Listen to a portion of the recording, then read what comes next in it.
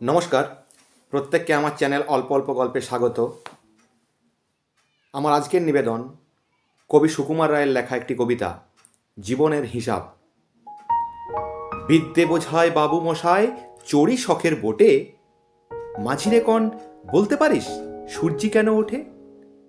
চাঁদটা কেন বাড়ে কমে, জোয়ার কেন আসে?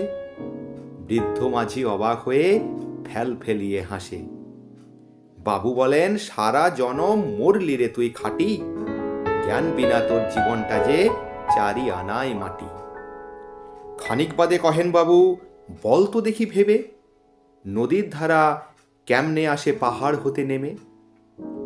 বল তো কেন লবণ পোড়া সাগর ভরা পানি?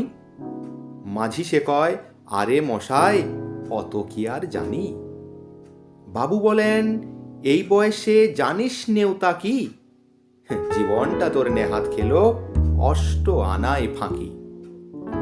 আবার ভেবে কহেন বাবু, বল তো রে বুড়ো, কেন এমন নীল দেখা যায় আকাশের ওই চূড়ো? বল তো দেখি সূর্য চাঁদে গ্রহণ লাগে কেন?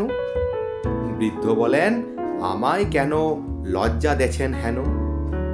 বাবু বলেন, বলবো কি আর বলবো তোরে কি তা, দেখছি এখন জীবনটা তোর 12 আনায় বৃথা।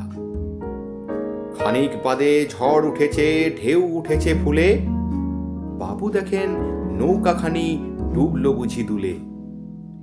মাঝিরে কন, এ কি আপদ? ওরে ও ভাই মাঝি, ডুবলো নাকি নৌকো, এবার মরবো নাকি আজি? মাঝি সুদায়, সাঁতার জানো? মাথা নাড়েন বাবু। মূর্খ মাঝি বলে, মশাই এখন কেন কাবু? বাঁচলে শেষে আমার কথা হিসেব করো পিছে, তোমার দেখি জীবনখানা 16 আনাই মিছে। নমস্কার।